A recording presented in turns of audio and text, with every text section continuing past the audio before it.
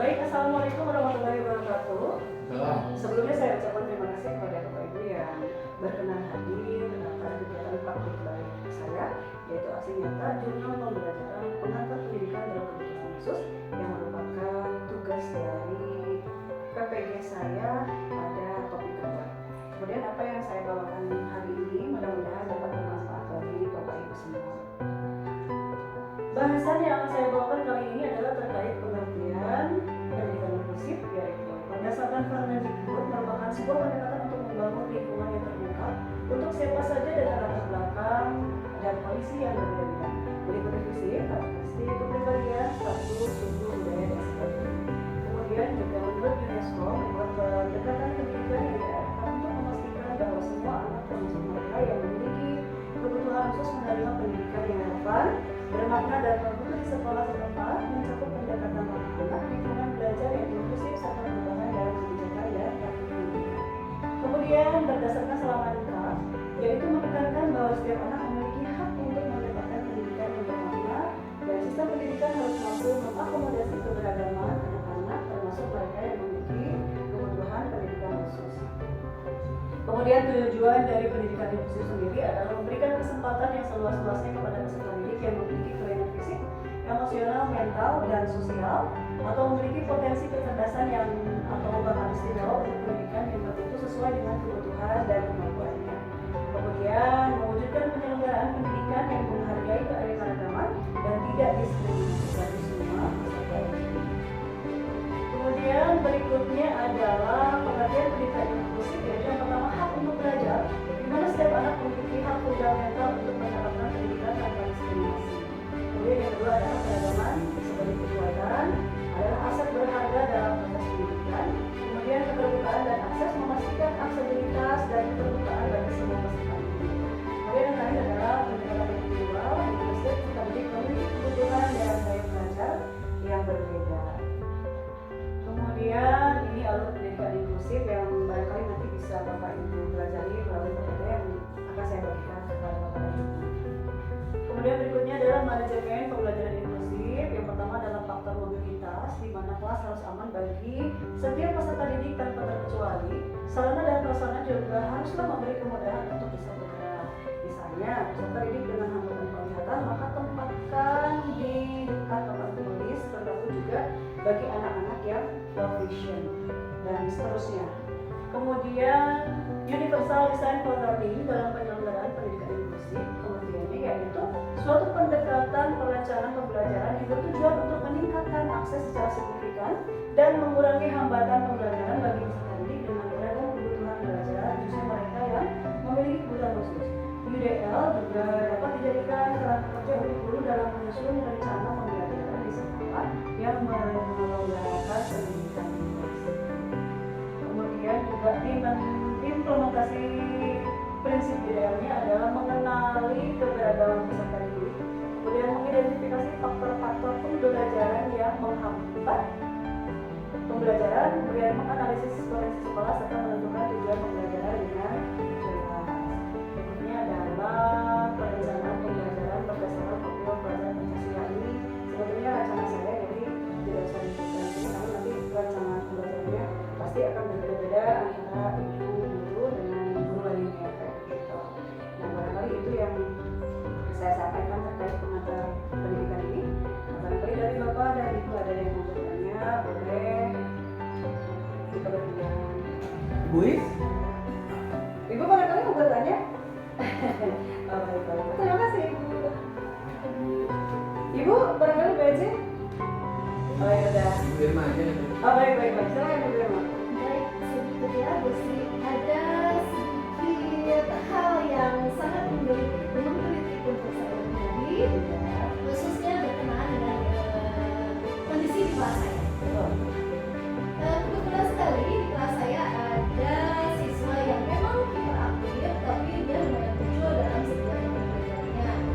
Ya, berusaha kemampuan. Nah, berkenaan dengan tadi UDL ya, kalau nggak salah. UDL itu tentang rencana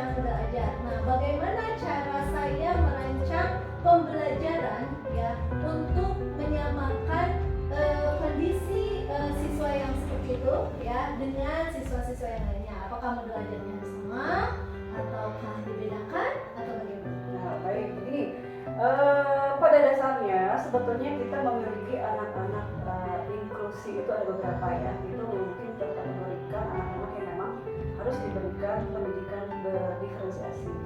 Namun beda dengan pengetahuan kita sebelumnya bahwa anak-anak yang memiliki keberagaman karakter itu, maka kita harus memberikan pembelajaran yang berbeda-beda. Itu pemahaman awal kita. Sementara sebetulnya tidak seperti itu. Untuk modul ajar cukup satu modul ajar aja, hanya mungkin nanti dikategorikan berdasarkan hasil diagnostik awal anak itu seperti apa. Misalnya kan di situ anak-anak itu misalnya ada yang low vision, kemudian ada yang misalnya auditory, kinestetik dan lain sebagainya. Nah itu mungkin nanti bisa dikategorikan dalam pembelajaran diferensiasi Ibu. Nanti bisa dimasukkan mana nih yang bisa dia capai. Misalnya ada diferensiasi dalam bentuk prosesnya, kemudian ada kontennya, ada produknya. Mungkin dibedakan dalam kategori pembelajaran intinya saja. Tapi kalau untuk modul ajar cukup satu aja untuk satu pembelajaran itu. Tidak karena memiliki keberagaman yang berbeda, misalnya 5 keberagaman sehingga menghasilkan 5 modul ajar, tidak seperti itu. Tetap aja satu, hanya nanti ditambahnya mungkin ada elemen-elemen untuk diferensiasi itu sendiri. Itu barangkali dari sepemahaman saya begitu. Mudah-mudahan bermanfaat. Saya Bapak Yuda sepertinya sudah cepat-cepat ingin bertanya gitu, terlihat dari mukanya yang Sini saya berikan itu aja. Ini yang mempunyai persepsi. oh baik. Terima kasih. Barusan dengan diferensiasi ya, dengan diferensi dalam satu modul, nah itu bisa menggunakan diferensiasi dalam penerapannya pada peserta didik. Ya sama juga mungkin untuk di kejadian di PJOK itu ada namanya isu-isu. Itu ada isu eksklusivitas, ada isu disabilitas, mungkin ya di kebutuhan khususnya. Lalu ada isu adil gender gitu. Ya adil gender. Nah, Bisa mungkin, dijelaskan sedikit adil gender barangkali karena di kita mungkin ini ya untuk di PJOK ya Bu, untuk PJOK ini ada kejadian gini. Ketika melakukan satu materi itu adalah misalkan role depan ya, role depan misalkan. Nah, peserta didik perempuan itu tidak bisa melakukan itu karena bukan karena tidak bisa, tetapi karena mau akan adanya laki-laki di sana. Ya, nah di sana mungkin, nah seperti itu adil gender. Lalu mungkin pada saat kita pembelajaran jangan sekali-kali mungkin ya kita sebagai guru berbicara seperti ini. Ada peserta laki-laki yang tidak bisa mengerjakan tugas atau melakukan satu kegiatan. Nah, jangan sampai kita berbicara kamu jangan kayak perempuan, laki-laki itu harus segala bisa. Nah, itu adalah merupakan adil gender ya. Jadi tidak merendahkan salah satu sisi antara perempuan dan laki-laki. Dengan gender. Itu. Nah, tadi maksudnya iya. itu ya. Nah, itu adil gender.